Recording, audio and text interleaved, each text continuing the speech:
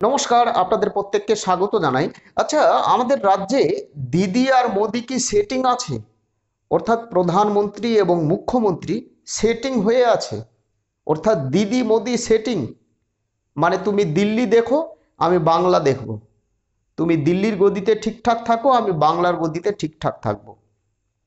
নির্বাচন আসলে, অর্থাৎ লোকসভা ইলেকশন বা বিধানসভা নির্বাচন আসলে ইডি এবং সিবিআই এর পদার্পণ আমাদের রাজ্যে, অর্থাৎ আগমন। এবং নির্বাচন শেষ হলেই ইডি সিবিআই কোথায় যে যায় তাদের খুঁজে পাওয়া যায় না। দিদি মোদি সেটিং আছে কেন এই কথা বলছি? সুপ্রিম কোর্টে একটা মামলা চলছে, খুব গুরুত্বপূর্ণ মামলা। কি মামলা? ডিএ নিয়ে মামলা। দেখুন, প্রায় 5 থেকে 6 বার এই 2024-এর মধ্যে 5 থেকে 6 বার এই মামলার শুনানি বারবার পিছোচ্ছে, অর্থাৎ পিছিয়ে যাচ্ছে। এবং এর আইনজীবী কারা আছে?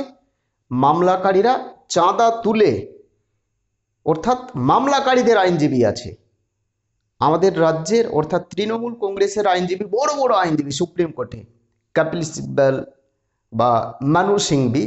কিন্তু বিজেপির হয়ে কোনো আইনজীবী আর দিচ্ছে না। যেমনি টিএমসির আইনজীবী রয়েছে মানু সিংভি, আরও বড় বড় আইনজীবী যে নামগুলো বললাম, কিন্তু বিজেপি কিন্তু কোনো আইনজীবী দিচ্ছে না। তার মানে কি দিদি আর মোদি কি সেটিং আছে? মনে আছে আপনাদের বকটুই কাণ্ড, বীরভূমের বকটুই কাণ্ড? তদন্ত চলছে। আজকে একটা প্রাথমিক চার্জশিট সিবিআই নাকি হাইকোর্টে পেশ করেছে, কিন্তু তদন্ত চলছে। এই তদন্ত কবে শেষ হবে জানি না। আচ্ছা, আপনাদের মনে আছে এর আগে দুর্গাপুজোর আগে আগে, এই 2023 সালে দুর্গাপুজোর আগে আগে প্রধানমন্ত্রী আবাস যোজনা নিয়ে আমাদের রাজ্যে সেন্ট্রাল থেকে টিম আসে।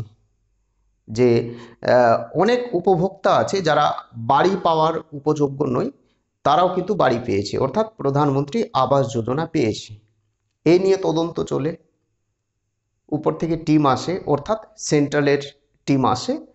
তারা তদন্ত করে দেখে যে ঠিক আমাদের রাজ্যে দুর্নীতি হয়েছে। কিন্তু যারা দুর্নীতি করেছে প্রধানমন্ত্রী আবাস যোজনা নিয়ে, যারা দুর্নীতি করেছে তাদেরকে গ্রেপ্তার করতে পেরেছে কেন্দ্রীয় সরকারের পক্ষ থেকে? কি পদক্ষেপ নেওয়া হয়েছে তাদের বিরুদ্ধে যারা দুর্নীতি করেছে প্রধানমন্ত্রী আবাস যোজনা নিয়ে?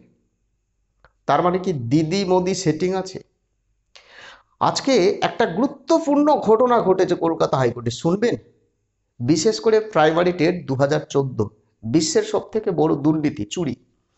প্রাইমারি টেট 2014, যার বেঞ্চে ওএমআর ডেস্ট্রয় মামলাটি চলছিল, অর্থাৎ রাজাশেখর মান্থা, ওনার বেঞ্চে ওএমআর ডেস্ট্রয় মামলা চলছিল।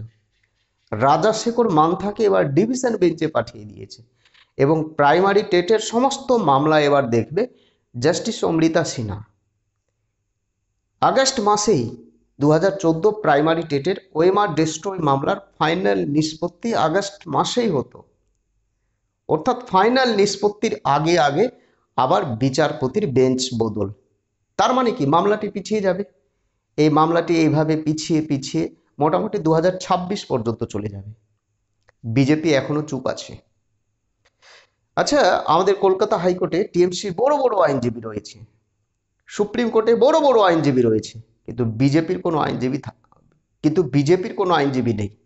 2014 প্রাইমারি টেট হোক বা SSC group C group D হোক, বা যে কোনো নিয়োগ দুর্নীতি সংক্রান্ত বিষয়ে যারা বঞ্চিত, যারা মামলা করেছে, যারা আন্দোলন করছে, তারা কিন্তু চাঁদা তুলে তুলে কলকাতা হাইকোর্টে বা সুপ্রিম কোর্টে মামলা লড়ছে। 2000-3000 চাঁদা তুলে তুলে। অনেক গরিব ছেলে মেয়ে রয়েছে যারা বঞ্চিত প্রার্থীরা, যারা হাইকোর্টে মামলা লড়ছে। অর্থের অভাবে তারা নামি দামি কোনো আইনজীবী ধরতে পারছে না, কারণ তাদের কাছে আর টাকা নেই, কত মামলা লড়বে। সেই ক্ষেত্রে কি হচ্ছে, এদের বিরুদ্ধে রাজ্য সরকার কপিল সিব্বল বা মানু সিংভি, এদের মতো লয়ারকে সুপ্রিম কোর্টে দাঁড় করাচ্ছে। কিন্তু বিজেপির পক্ষ থেকে এই যে মামলাকারী রয়েছে যারা বঞ্চিত, তাদের হয়ে বিজেপির পক্ষ থেকে কোনো আইনজীবী আমরা সুপ্রিম কোর্টে আজ পর্যন্ত দেখতে পাইনি। তাহলে কি দিদি আর মোদি কি সেটিং আছে? SSC group C group D মামলা যারা বঞ্চিত তাদের আইনজীবী রয়েছে, এবং সরকারের পক্ষ থেকে বড় বড় আইনজীবী রয়েছে, অর্থাৎ টিএমসির পক্ষ থেকে। কিন্তু বিজেপির পক্ষ থেকে যারা বঞ্চিত তাদের হয়ে বিজেপি কোনো আইনজীবী দিচ্ছে না সুপ্রিম কোর্টে। আর শুনবেন, পা থেকে না মাটি সরে যাবে। আচ্ছা, একটা বড় ঘটনা আজকে, আবু সিদ্দিকী হালদার নাম শুনেছেন? ঢোলাহাটের একটা ঘটনা, চোর সন্দেহে একজন যুবককে থানায় নিয়ে গিয়ে পুলিশ নাকি পিটিয়ে খুন করে দিয়েছে। এটা দাবি, মৃতের পরিবারের দাবি। দুদিন আগেই তাকে কবর দেওয়া হয়। আজকে বিচারপতি অমৃতা সিনহা রায় দিয়েছে, কবর থেকে তুলে আবার তার পোস্টমর্টম হবে পুনরায়। এই ক্ষেত্রে যে পরিবার, মৃতের পরিবার, তারা পুলিশের বিরুদ্ধে মামলা করেছে যে পুলিশ চোর সন্দেহে বেআইনিভাবে তাকে থানায় পিটিয়েছে, অর্থাৎ মারধর করেছে, ফলত তার মৃত্যু হয়েছে। আরেকটা বড় উদাহরণ হচ্ছে দিদি এবং মোদি যে সেটিং আছে, একটা বড় উদাহরণ দেখুন, দিল্লির মুখ্যমন্ত্রী অরবিন্দ কেজরিওয়াল গ্রেপ্তার হয়েছে। যাই হোক, জামিন পেয়ে গেছে, কিন্তু গ্রেপ্তার হয়েছে। সামান্য একটা ঘটনাকে কেন্দ্র করে তাকে গ্রেপ্তার করেছে আমাদের রাজ্যে। তার থেকে 3 গুণ 4 গুণ দুর্নীতি করেছে, তবুও ইডি বা সিবিআই আজ পর্যন্ত তাদেরকে গ্রেপ্তার করতে পারছে না। যদি বলেন পার্থ চ্যাটার্জি, দেখুন পার্থ চ্যাটার্জি, মানিক, এরা কাদের জন্য গ্রেপ্তার হয়েছে জানেন? যারা মামলাকারীরা কলকাতা হাইকোর্টে মামলা করেছে, সেই মামলার নিরীক্ষে সিবিআই নির্দেশ দিয়েছিল। মামলাকারীরা যদি মামলা না করতো তাহলে কিন্তু তারা গ্রেপ্তার হতো না। এবং এখনো বড় বড় নেতা মন্ত্রী রয়েছে যারা অরবিন্দ কেজরিওয়াল থেকেও বড় বড় দুর্নীতির সঙ্গে জড়িত, তারা এখনো বাইরে ঘোরাফেরা করছে। তাহলে কি দিদি আর মোদি কি সেটিং আছে? এত ইডি, এত সিবিআই, তবুও তো গ্রেপ্তার হচ্ছে না, শুধু তদন্ত চলছে। প্রাইমারি টেট 2014 ওইমা ডেস্ট্রয় মামলা, আবার সিবিআই নির্দেশ, আবার তদন্ত চলছে, কিছুই তো খুঁজে পাচ্ছে না। দিদি আর মোদি কি সেটিং আছে? দিদি আর মোদি যদি সেটিং না থাকতো তাহলে ডিএ মামলা সুপ্রিম কোর্টে পিছোতো না। দিদি আর মোদি যদি সেটিং না থাকতো তাহলে আমার মনে হয় আমাদের রাজ্যে বড় বড় নেতা মন্ত্রী আরো গ্রেপ্তার হতো। আমার মনে হচ্ছে যে আমাদের রাজ্যে দিদি এবং মোদি যে সেটিং আছে, অনেকে সোশ্যাল মিডিয়ায় পোস্ট করছে। যারা সোশ্যাল মিডিয়ায় পোস্ট করছে এই বিষয়গুলো, তাহলে কি আমাদের রাজ্যে দিদি আর মোদি কি সেটিং আছে? যারা এই বিষয়গুলো পোস্ট করছে সোশ্যাল মিডিয়ায়, তাহলে কি তারা সত্যি বলেছে যে আমাদের রাজ্যে মুখ্যমন্ত্রী এবং প্রধানমন্ত্রী সেটিং আছে? মানে তুমি দিল্লি দেখো, আমি বাংলা দেখছি, তুমি দিল্লি ঠিকঠাক রাখো, আমি বাংলা ঠিকঠাক রাখছি, যে যা করুক। তাহলে কি আমাদের রাজ্যে দিদি এবং মোদি কি সেটিং আছে?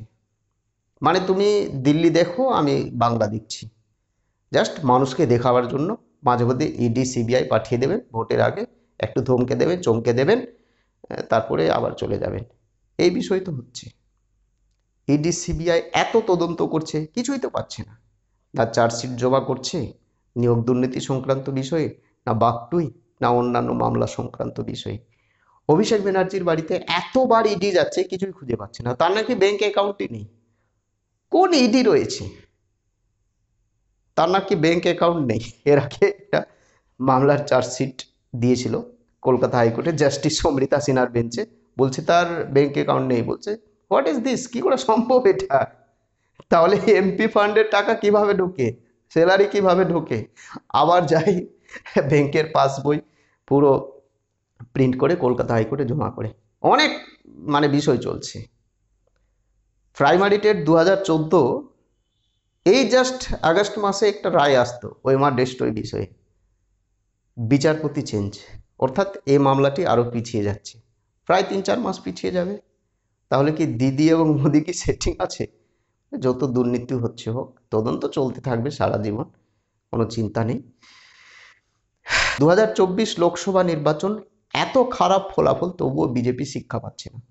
2026 বিধানসভা নির্বাচনে টিএমসি কোটি আসন পেতে পারে, কি মনে হচ্ছে? বিজেপি 100টি আসন পাবে? কমেন্ট করে জানাবেন। বাম কংগ্রেস খাতা খুলতে পারবে? অবশ্যই আপনারা কমেন্ট করে জানাবেন 2026 বিধানসভা নির্বাচন আমাদের রাজ্যে কি ফলাফল হতে পারে। 2021-এর তুলনায় বিজেপি কি আরো কম আসন পাবে? 2024 লোকসভা নির্বাচন, 29টি আসন টিএমসি, বিজেপি বুঝতে পারছেন কটি আসন পেয়েছে। বিষয়টি হচ্ছে আমাদের রাজ্যে এত দুর্নীতি, দুর্নীতি হচ্ছে ঠিক আছে, ওটা চলতে থাকবে, ইট উইল বি কন্টিনিউ, যতদিন থাকবে রাজ্য সরকার দুর্নীতি চলবে, কিন্তু মানুষ স্বাধীনভাবে ভোট দিতে পারছে না, এইটা হচ্ছে সব থেকে চিন্তার বিষয়। মানুষ ভোট দিতে পারছেন না, ভোটাররা ভোট দিলেও গণনা কেন্দ্রে কারচুপি,